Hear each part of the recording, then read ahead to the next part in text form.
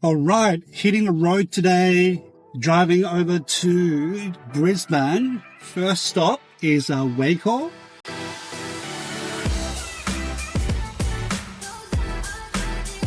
Checking out a pretty nice big $10 million warehouse facility on behalf of the client. And then after that, the next stop will be Cooper's Plain.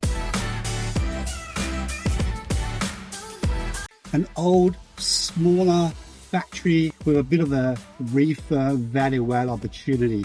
That one's circa sort of $3 million-ish. So pretty excited to check out these two opportunities, and I can't wait to show you guys in the videos. All right, guys, just made it to Waco, checking out these three warehouses just behind me. Can't wait to show you guys inside and what it looks like.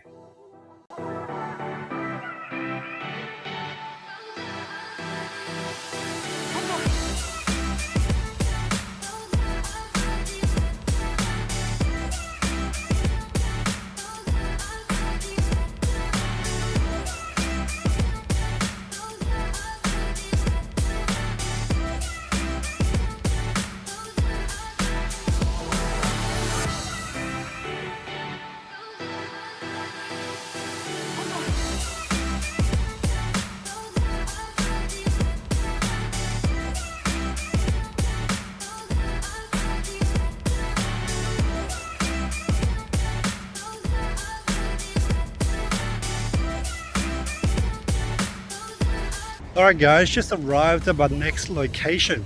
I'm over at Cooper's Plains, checking out this old warehouse at the back. Keep you guys posted.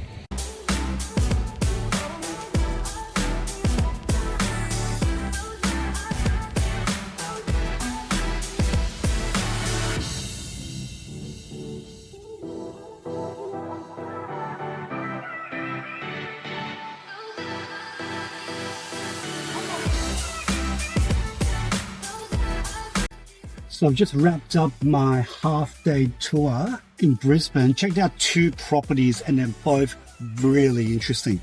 The first property that I looked at in Waco is a large, well-established, heavy industrial property. And let me just say, the tenant that's in there, they have a very impressive operation. The opportunity is also excellent because the tenant's been in there for a long time, and they signed their lease prior to COVID. So as you can imagine, they're paying pre-COVID rent. So, you know, they're paying about $105, $110 per square meter, where the market rents are really at about $140 to $160 per square meter.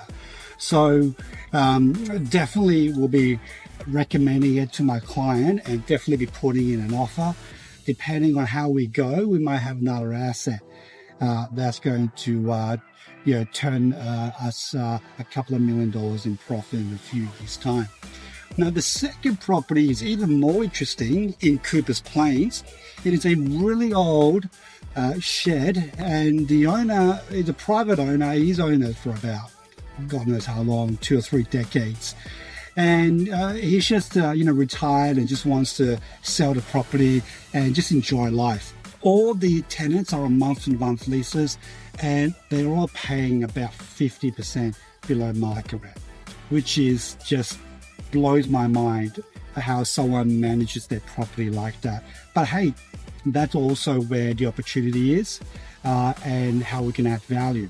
Now, there's several angles to this property, which you can see from the videos that we could apply. So obviously, the rental uplift is a really easy no-brainer. It's a low-hanging fruit.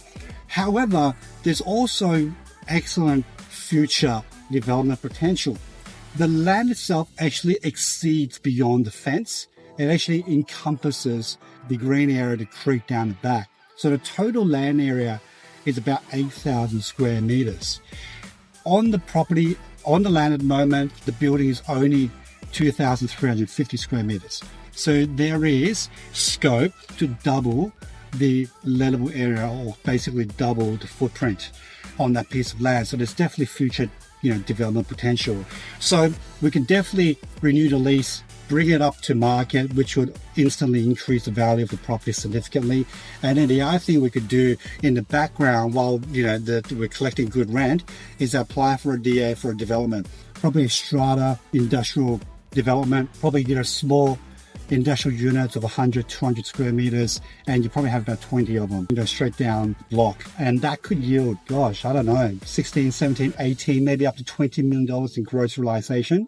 Obviously, that's a longer term play, but that could potentially be really attractive to a developer who might end up buying the property off us. But hey, look, first things first, we're going to secure the property, which I'm going to work on. And look, I'll just keep you guys up to date on how I go on these two deals. But it's been a very fruitful day, and thanks for watching this video. If you are interested in learning more about how to find these value-add opportunities, then definitely click the link